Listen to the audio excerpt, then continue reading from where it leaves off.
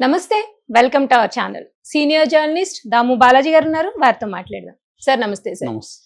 అల్లు అర్జున్ వ్యవహారంపై ఢిల్లీ వెళ్లి చిరంజీవి గారు సీక్రెట్ గా రాహుల్ గాంధీని కలిసి రిక్వెస్ట్ చేసుకున్నారని, రాహుల్ గాంధీ రేవంత్ రెడ్డి గారికి చెప్పినట్టుగా, అంటే ఈ ఇష్యూని పెద్ద చేయొద్దు అని చెప్పినట్టుగా, అలాగే రేవంత్ రెడ్డి గారు మంత్రులకి చెప్పారు, దీన్ని మీరు ఎవరంటే ఎలా మాట్లాడొద్దు, ఇది కోర్టు తేల్చుకుంటుంది అని చెప్పినట్టుగా న్యూస్ వస్తుంది సార్. సో దీని గురించి చెప్పండి. నిన్నటి నుంచి నిన్న అల్లు అర్జున్ ఇంటి మీద దాడి జరిగిన తర్వాత రేవంత్ రెడ్డి ఇమీడియట్ గా ఒక ట్వీట్ చేశాడు. ఆ ట్వీట్ ఏంటంటే, సినీ ప్రముఖుల మీద దాడులు నేను ఖండిస్తున్నాను, పోలీసులు స్ట్రిక్ట్ గా వ్యవహరించాలి అనేది ఒకటి. రెండోది, ఎవరంటే వాళ్ళు పోలీస్ ఆఫీసర్లు వచ్చి మాట్లాడొద్దని చెప్పండి అని డీజీపీకి వెళ్ళి నేను ఆదేశిస్తున్నానని అందులో రాశాడు. అట్లాగే కోమటిరెడ్డి వెంకటరెడ్డి అయితే డైరెక్ట్గా పేరు పెట్టే అల్లు అర్జున్ ఇంటి మీద దాడిని ఖండిస్తున్నాను, ప్రజాస్వామ్యంలో భౌతిక దాడులకు అవకాశం లేదు, చేయొద్దు అనేది ఆయన కూడా ఇచ్చాడు.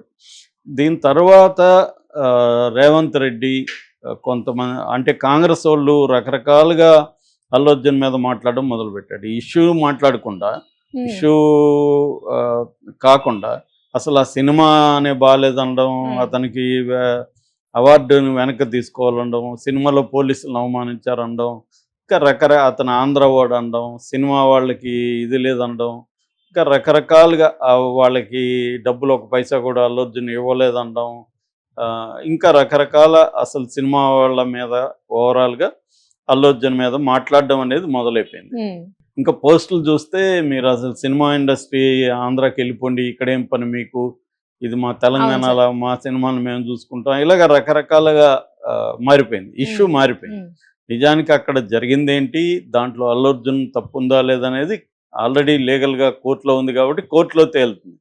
కానీ ఇది ఓవరాల్ పొలిటికల్ ఇష్యూ అయిపోయింది. సో పొలిటికల్ ఇష్యూ అయిపోయేసరికి చిరంజీవి ఇంకా, ఎందుకంటే ఇప్పుడు ఒక సీఎం గట్టిగా అనుకుంటే వ్యక్తులు ఎవరైనా కూడా ఇబ్బందులు పడతారు. సీఎంఏ డిసైడ్ అయ్యాను ఈ వ్యక్తిని మనం వేధించాలి అని సీఎం స్థాయి వాళ్ళు డిసైడ్ అయ్యారనుకో, ఎవరైనా జగన్ అయినా చంద్రబాబు అయినా ఇక్కడ కేసీఆర్ అని, గతంలో కూడా ఇవి జరిగాయి. ఇదే సీఎం గతంలో కేసీఆర్ ఆగ్రహానికి గురి ఆయన్ని ఎలా కేసీఆర్ వేధించాడో మనం చూసాం. అర్ధరాత్రుల్లో అరెస్ట్ చేశారు. చివరి కూతురు, ఒకే ఒక బిడ్డ ఆయనకి, ఆయన కూతుర్ని కూడా చూడనీయకుండా కేసీఆర్ ఎంత ఇబ్బందులు పెట్టాడు. జైలు నుంచి ఆయన ఖైదీలాగా పోలీసుల ఎస్కాట్లో పోయి 1 hour 2 hours ఉండేసి రావాల్సి వచ్చింది. సో ఇది ప్రతి ఒక్కరూ ఈ రివెంజ్ మోడ్ అనేది ప్రభుత్వానికి మామూలుగా ఉండకూడదు, కానీ ఉంటుంది, అందరికీ ఉంటుంది.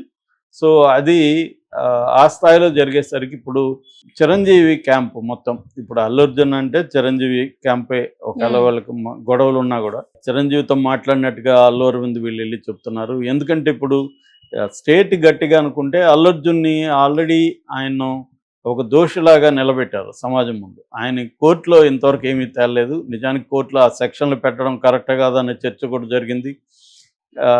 ఒక రకంగా కోర్టు డిఫెన్స్ అడ్వకేట్ల వాదనలను బలమిచ్చి ఈయనకి ముందస్తు బెయిల్ కూడా 4 వారాలు గ్రాంట్ చేసింది. అయినా కూడా బయట ఆయన్ని దోషిగా నిలబెట్టేయాలి అన్నది ఒక ప్లానింగ్ అయితే కనిపిస్తుంది. దానికి అనుగుణంగానే పోలీస్ ఆఫీసర్లు వచ్చి మాట్లాడడం. మామూలుగా అయితే ఇటువంటి కేసుల్లో పోలీస్ ఆఫీసర్లు వచ్చి అతను నేరం చేశాడని సాక్ష్యాలంతా ప్రవేశపెట్టరు. నువ్వు ప్రవేశపెట్టాల్సింది ఎక్కడ? కోర్టులో పెట్టకుండా పబ్లిక్లో ఎందుకు పెడుతున్నారు? పబ్లిక్లో ఎందుకు ఏసీపీ వీడియో తీసుకొచ్చాడు అంటే అల్లు అర్జున్ దోషాన్ని నిరూపించదలుచుకున్నారు, ఎక్కడ? Out of the court. దానికోసం రకరకాల మెథడ్స్లో ఆ బాబుని ఇప్పటి వరకు గవర్నమెంట్ ఎప్పుడూ పట్టించుకోలే. అలాంటిది సడన్గా బాబు దగ్గరికి వెళ్ళడం, బాబుకు పోయి డబ్బులు ఇవ్వడం, వాళ్ళ ఇంట్లో వాళ్ళతో మాట్లాడడం, వాళ్ళ విజువల్స్ని తీసుకురావడం, తర్వాత రకరకాల సమూహాలు ఇక్కడ వాళ్ళ ఇంటి మీద దాడులు చేయడం, ఈ యాంగిల్ అంతా చేశారు. సో ఇప్పుడు అల్లు అర్జున్ ఫ్యామిలీ ముందు ఉన్న ఆప్షన్లు ఏంటి? ఒకటి, లీగల్గా చూసుకోవడం. లీగల్గా తీసుకోవడానికి వాళ్ళు రెడీగా ఉన్నారు. మేము నేరం చేస్తే నేను జైలుకి వెళ్తాను, నేను తప్పు చేస్తే నేను నేను లా అబైడింగ్ సిటిజన్ అనేది అల్లు అర్జున్ చెప్తున్నాడు. కానీ ఇక్కడ ఇటువైపున లీగల్గా లేరు. లీగల్గా లేకుండా పబ్లిక్లో అతన్ని ఒక నేరస్తుడిలాగా వీళ్ళే ట్రయల్ చేసి, వీళ్ళే ఆరోపించి, వీళ్ళే ట్రయల్ వేసి అతనికి శిక్ష వేసేసే పరిస్థితి కనిపిస్తుంది. ఎందుకంటే ఇంటి మీద దాడులు జరగడం కావచ్చు, అల్లు అర్జున్ తప్పని పోలీస్ ఆఫీసర్లు వార్నింగ్లు ఇవ్వడం కావచ్చు, ఆయన ఎవరో వచ్చి విష్ణుమూర్తి, ఆయన పేరు ఏసీపీ, అతను యాక్చువల్గా సస్పెండెడ్. అతనికి మరి అంత ధైర్యం ఎలా వచ్చింది తెలియదు మనకి. సో దాని మీద తర్వాత అతని మీద ఏం చర్యలు తీసుకున్నారో కూడా తెలియదు. అతను వచ్చి నేను ఒక్కొక్కడికి రీల్స్ కట్ చేస్తాను, డైరెక్ట్గా అల్లు అర్జున్ని అతను బెదిరిస్తున్నాడు, సినిమా ఇండస్ట్రీని బెదిరిస్తున్నాడు, సినిమాలు ఎలా తీయాలో అతను ఉపన్యాసాలు ఇస్తున్నాడు, క్యారెక్టర్లు ఎలా ఉండాలి, సీన్లు ఎలా ఉండాలో అతనే చెప్తున్నాడు. ఆ స్థాయిలో అతను వచ్చి అంటే అల్లు అర్జున్ని అన్ని రకాలుగా అతని క్యారెక్టర్ అసాసినేషన్ చేయడం అన్న ఒక యాంగిల్లోకి వెళ్ళిపోయింది. అప్పుడు ఇంకా అల్లు అర్జున్ ఫ్యామిలీ ముందన్న కర్తవ్యం ఏంటి? లీగల్గా ఎలాగో వాళ్ళు లీగల్గా అయితే రెడీగా ఉన్నారు, కానీ ఇది లీగల్ కాదు కదా, ఇది ఇంకా గందరగోళం అయిపోయింది. సో వాళ్ళు అప్పుడు ఏం చేయాలంటే రేవంత్ రెడ్డిని కంట్రోల్ చేసేది ఎవరు? రాహుల్ గాంధీ లేకపోతే సోనియా గాంధీ. వాళ్ళు మాత్రమే రేవంత్ రెడ్డిని కంట్రోల్ చేయాలి. ఇంకెవరు మాట ఆయన వినే పరిస్థితి కనిపించలేదు. అందుకని డైరెక్ట్గా, ఎందుకంటే చిరంజీవి కూడా కాంగ్రెస్లో టెక్నికల్గా ఉన్నాడు, రాజకీయాలకు దూరమైన. నిజానికి అల్లు అర్జున్ మామ కూడా కాంగ్రెస్లో ఉండి ఎమ్మెల్యేగా ఎంపీగా ట్రై చేశాడు, సీట్ రాలేదని. అందుకని ఇప్పుడు ఒకవైపు మామ ఇక్కడ ఇన్ఛార్జి కాంగ్రెస్ ఇన్ఛార్జీని కలవడానికి నిన్నంత వెళ్ళారు. చిరంజీవి ఏమో ఢిల్లీ వెళ్ళాడని చెప్తున్నారు, వెళ్ళాడా లేదనేది అఫ్సియల్గా ఎక్కడ అనౌన్స్మెంట్ రాలేదు. వెళ్ళాడు, రాహుల్ గాంధీని కలిశాడు. రాహుల్ గాంధీ నుంచి రేవంత్ రెడ్డికి ఒక ఆదేశం వచ్చింది, నువ్వు ఇంతటితో దీన్ని పబ్లిక్గా చేయడం ఆపేసేయండి, ఇది కాంగ్రెస్ పార్టీకి కూడా బ్యాడ్ నేమ్ వస్తుంది. సో ఆల్రెడీ నేషనల్ వైడ్ ఒక బ్యాడ్ నేమ్ వచ్చింది, స్టేట్లో కూడా ఇప్పుడు బ్యాడ్ నేమ్ వస్తుంది. ఎందుకంటే ఇదేమి నేషనల్ ఇష్యూనో లేకపోతే స్టేట్ వైడ్ మాట్లాడాల్సిన ఇష్యూ కాదు. ఒక అన్ఫార్చునేట్ ఇన్సిడెంట్, ఒక థియేటర్లో ఒక ప్రమాదం జరిగింది, ఒక ఆమె చనిపోయింది. దీన్ని మీరు నేషనల్ ఇష్యూ లాగా లేకపోతే స్టేట్ వైడ్ ఇదే ఇష్యూ అన్నట్టుగా మీరు ప్రొజెక్ట్ చేస్తున్నారు. అతన్ని కోర్టులో తేలాల్సిన వ్యక్తిని బయట మీరు దోషులాగా మాట్లాడుతున్నారు, ఇది కరెక్ట్ కాదు, లీగల్గా వెళ్ళండి, లీగల్ కోర్సులోకి వెళ్ళండి అని రాహుల్ గాంధీ చెప్పినాడని. అందుకని రేవంత్ రెడ్డి నిన్న తన కాంగ్రెస్ పార్టీలో నాయకులందరికీ ఒక మౌఖిక ఆదేశాలు జారీ చేశారని, మీరెవరు కూడా ఇంకా దీన్ని గురించి మాట్లాడకండి, ప్రతిపక్షాల మీద ఫోకస్ చేయండి కానీ ఈ ఇష్యూలో మాట్లాడకండి అని. అందుకనే నిన్న ఎంపీ చామల కిరణ్ కుమార్ రెడ్డి కూడా మాట్లాడుతూ, మాకు సినిమా ఇండస్ట్రీ మీద ఏం వ్యతిరేకత లేదు, ఇది ఒక జరిగిన సంఘటన, దాన్ని మేము లీగల్గానే డీల్ చేస్తాము అనేది ఆయన మాట్లాడారు. అట్లాగే మిగతా వాళ్ళు కూడా చాలామంది కాంగ్రెస్ నాయకులు కూడా అదే టోన్లోకి వచ్చారు. అంటే రేవంత్ రెడ్డి ఇంకా చాలు, వీళ్ళకి ఇచ్చింది చాలు, ఈ షాక్ చాలు అనేది అనుకున్నాడు.